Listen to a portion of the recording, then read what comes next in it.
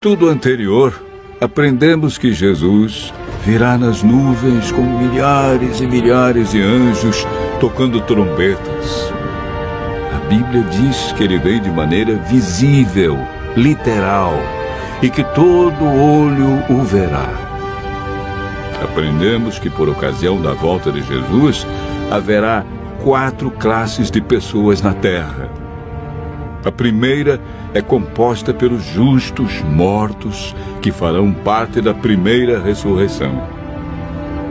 A segunda classe é dos justos vivos, que serão transformados e levados para o céu juntamente com os ressuscitados.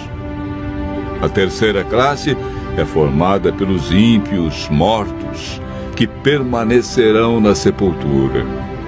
A quarta classe é a dos ímpios vivos, que serão mortos pelo resplendor da glória de Cristo.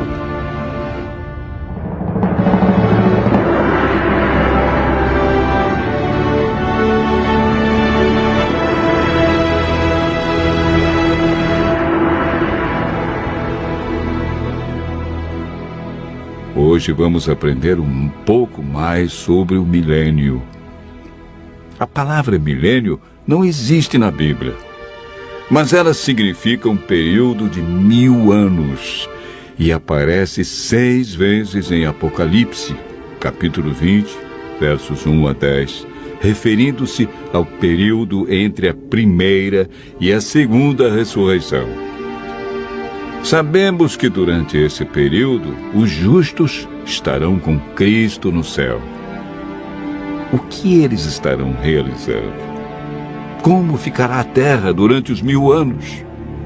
O que acontecerá no final desse período? Durante o milênio, os salvos participarão do juízo chamado juízo de comprovação. Sobre esse assunto, o apóstolo João escreveu no Apocalipse, capítulo 20, verso 4. Vi também tronos, e nestes sentaram-se aqueles aos quais foi dada a autoridade de julgar. Vi ainda as almas dos decapitados por causa do testemunho de Jesus, bem como por causa da palavra de Deus, tantos quantos não adoraram a besta, nem tampouco a sua imagem, e não receberam a marca na fronte e na mão, e viveram e reinaram com Cristo durante 1000 anos.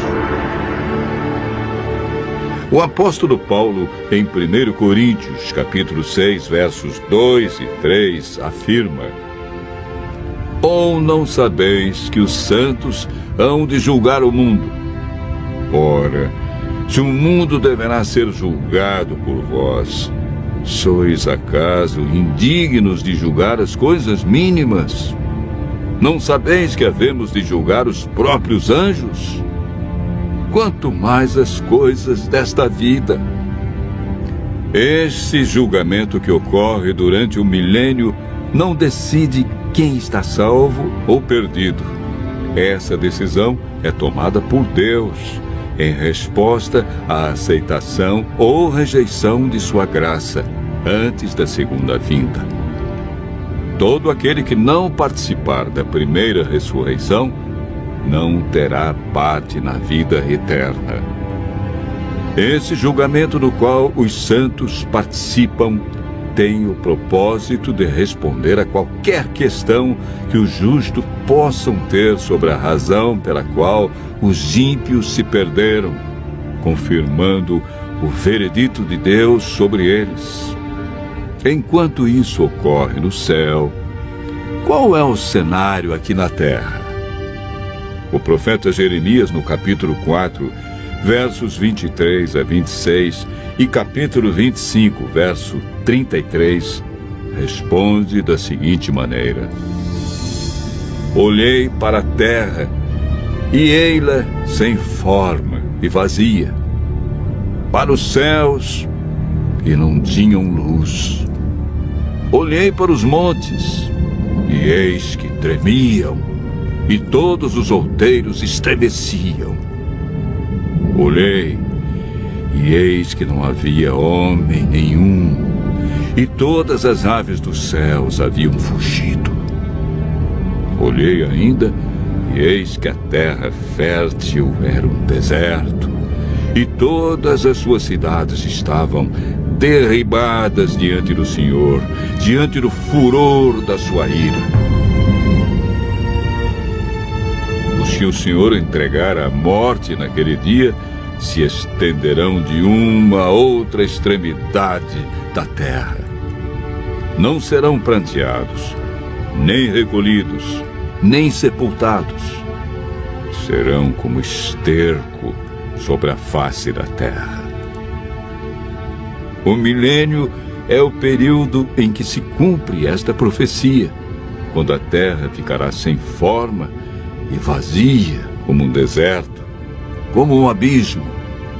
Não haverá pessoa viva e as cidades estarão todas destruídas diante da vinda de Cristo. A terra ficará cheia de mortos, sem haver quem os sepulte. Estas circunstâncias são as cadeias que prendem Satanás a esta terra, contemplando o resultado da sua obra de morte e destruição, conforme descrito por João em Apocalipse 20, versos 1 a 3. Então vi descer do céu um anjo. Tinha na mão a chave do abismo e uma grande corrente.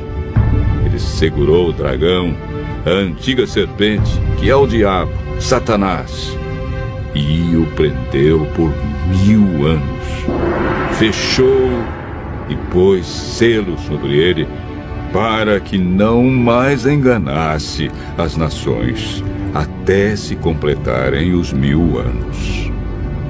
Depois disto, é necessário que ele seja solto pouco tempo.